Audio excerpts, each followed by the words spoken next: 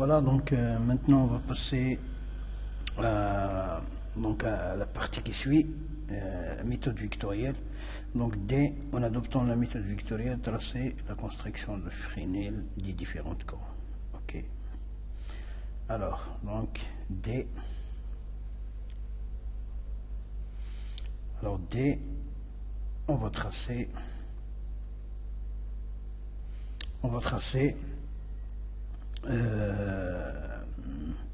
les vecteurs I1 et I2. Alors donc ici un petit rappel. Donc je vais faire ici un petit rappel. Alors donc pour tracer un vecteur, alors il nous faut sa norme V par exemple. Donc il nous faut une norme et un angle. L'angle. Alors ici pour le courant I1, alors Φ1 c'est 45,5. Pour I2, l'angle c'est 32 degrés. Alors il nous faut maintenant la norme de I1 et I2. Alors on va la calculer en utilisant, donc on va calculer I1 et I2, la norme. Alors on a pi, donc la puissance réactive est égale à I fois cosinus phi, d'accord. Alors du coup, à partir de cette relation-là, donc on peut conclure que I1 par exemple est égal à PA divisé par I fois cosinus phi 1. Pardon, cosinus phi 1. Application numérique. Donc P1 c'est 4000 divisé par 220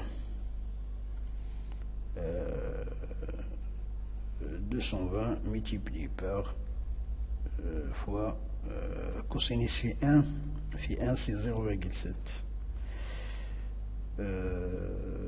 Donc il est égal à peu près à 26 ampères. Ok, alors on va faire la même chose pour Φ2. Φ2, alors donc pour Φ2, la même procédure. Alors donc I2 est égal à P, la puissance absorbée par le moteur 2 divisé par la tension entre ces bornes, la valeur efficace I, fois le facteur de puissance, donc Φ2. Application numérique, 4000, alors divisé par 85, donc 85 est égal à 21,4, donc est égal à 21,4 ampères. Alors donc voilà, alors voilà tout ce qu'il faut pour tracer une vecteur. Donc pour cela on va tracer par exemple notre repère. Ici c'est l'origine par exemple, ici c'est l'axe des phases, l'axe des abscisses X, ici Y. Alors donc pour tracer un vecteur, alors qu'est-ce qu'il nous faut pour tracer un vecteur? Donc il nous faut par exemple pour I1, alors la norme c'est 26 ampères et l'angle c'est 45,5. Alors donc on va choisir une échelle. Donc on va choisir une échelle. Ok, donc on va choisir une échelle. Allez, on va prendre par exemple 1 cm. Donc on représente 4 ampères. Du coup, I1, la longueur de I1 serait 6,5 cm. Alors donc pour I2,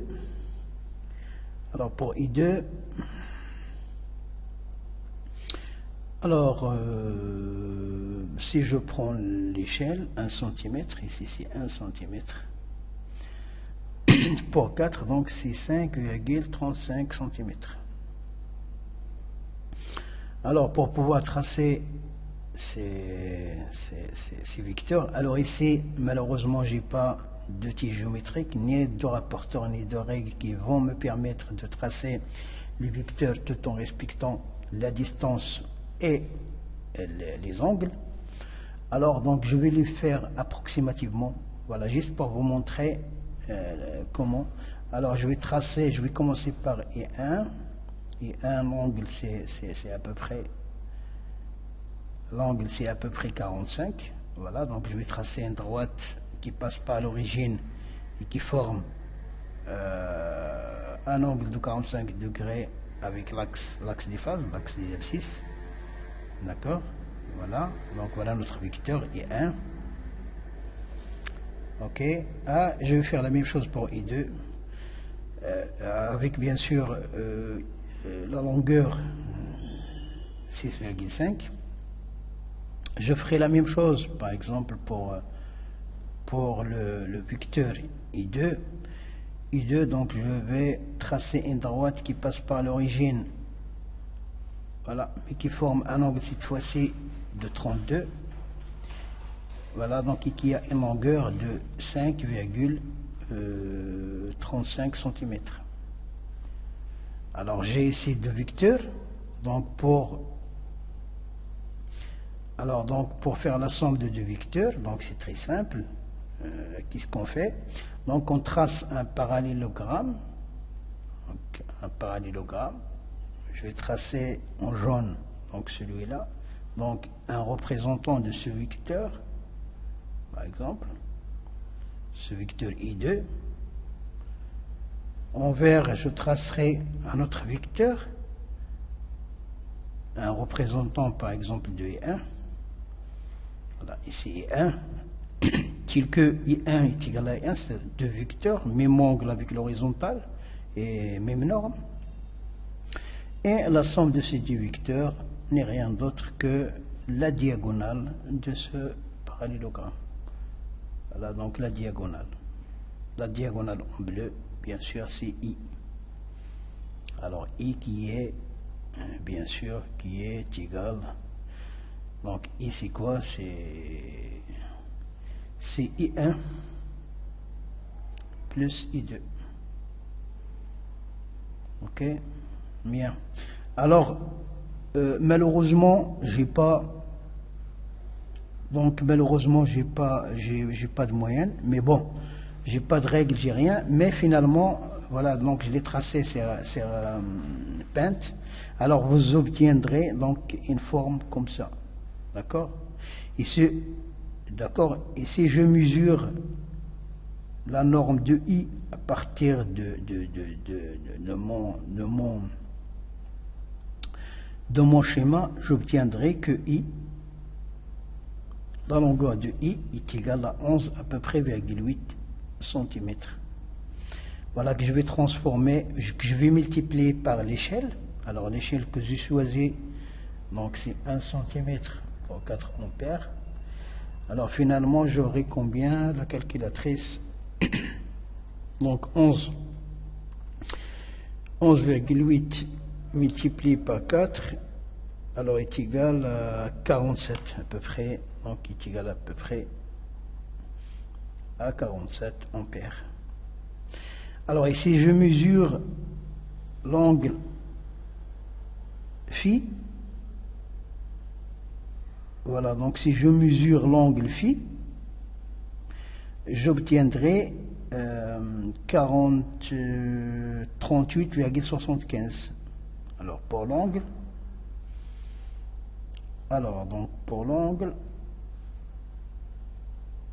j'obtiendrai phi est égal à 38,75 à peu près.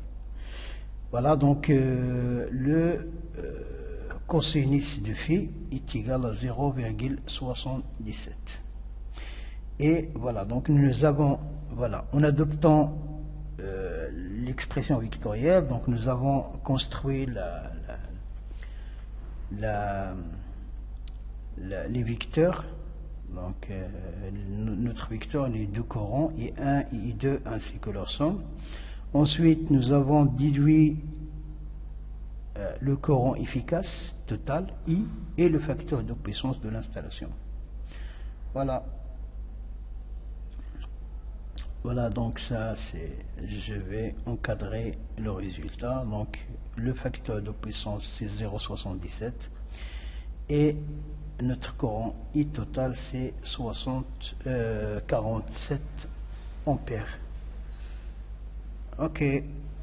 Alors maintenant, on va passer à la deuxième partie. Donc, calculer. Alors ici, on disait relever le facteur de puissance de l'ensemble à cosinus phi prime qui est égal à 0,857 en adjoignant en parallèle à l'installation et batterie de condensateur figure 2. Donc calculer la puissance active et réactive après l'utilisation, après l'installation, l'utilisation des condensateurs. Très bien, ok.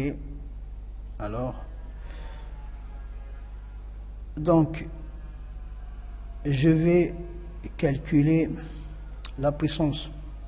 Donc la deuxième partie, A, la puissance active.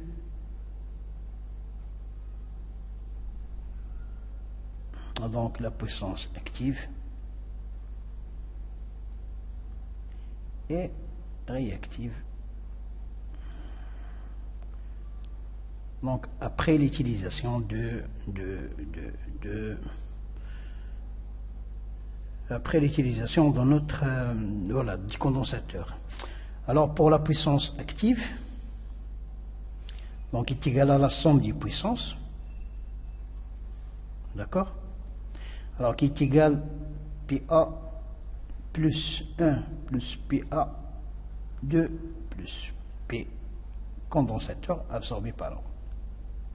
Or, la puissance active du condensateur est égale à 0. Pourquoi? Car le condensateur, donc la moitié de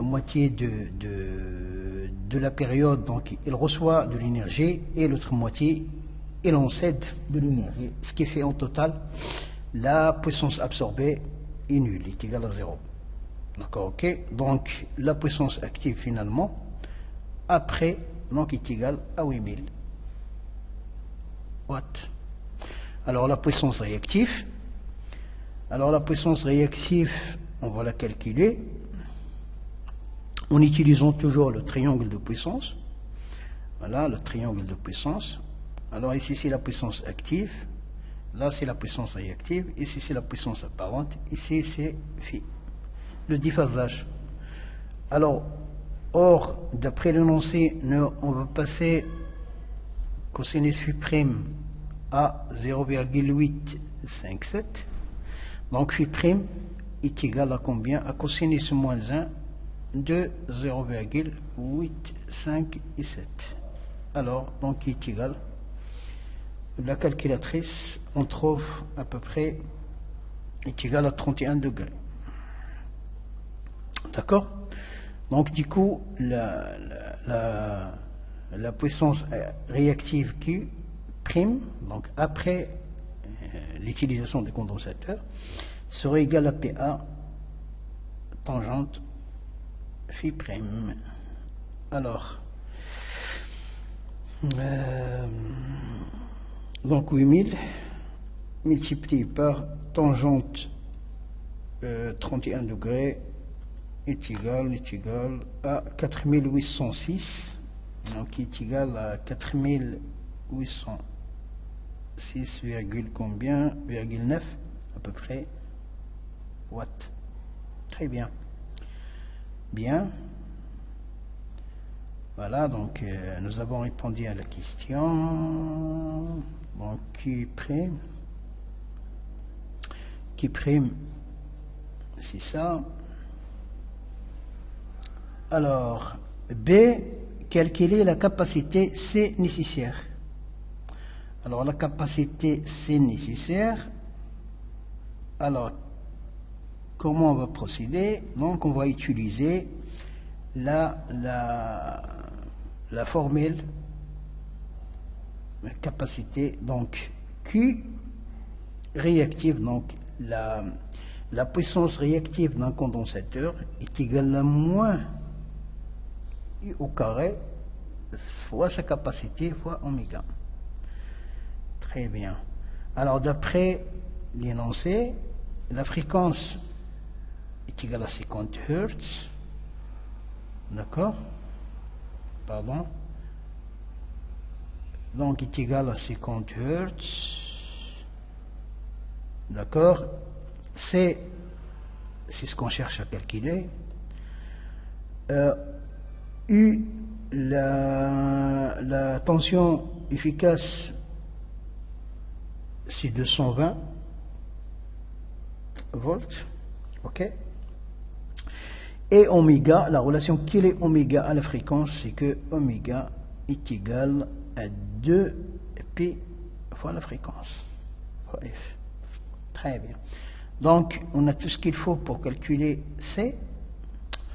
Alors maintenant, ce qu'il nous faut, c'est la puissance réactive du condensateur.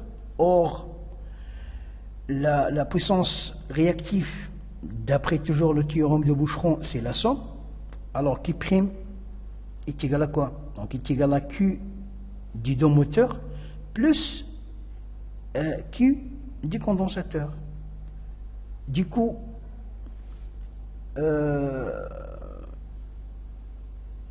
Q du condensateur, donc la puissance réactive du condensateur, est égal à quoi?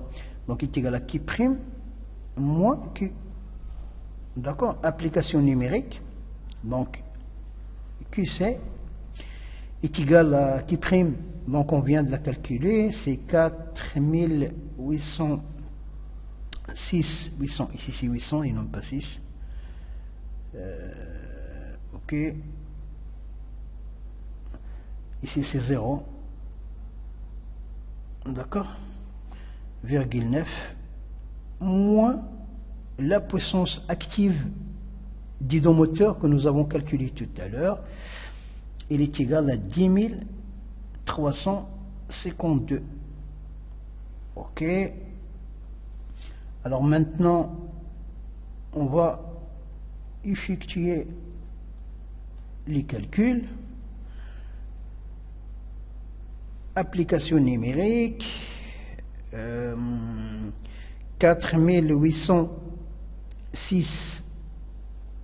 806,9 moins 10 352 est égal à moins, donc est égal à moins,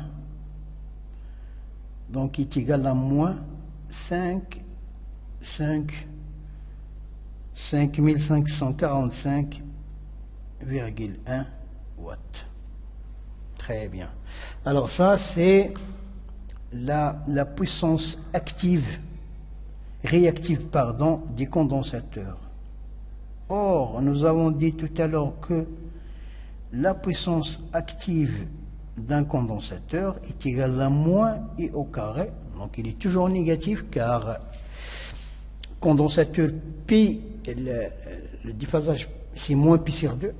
Donc, il est en retard par rapport à la tension.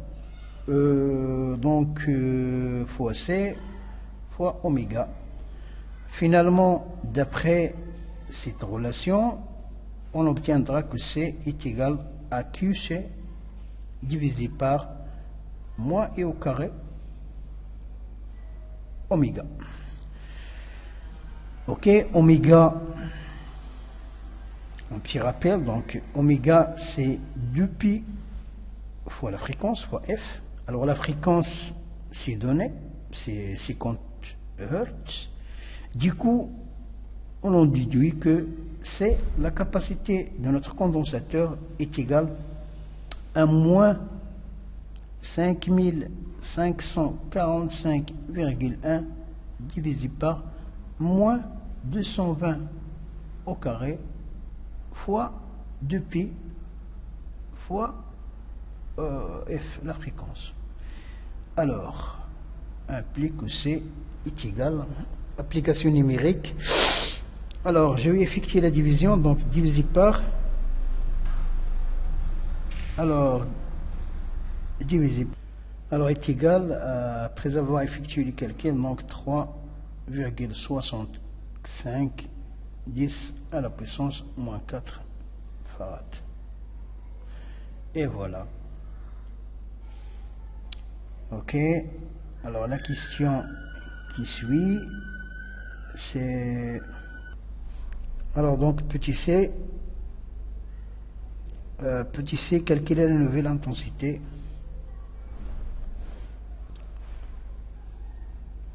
Voilà donc la nouvelle intensité.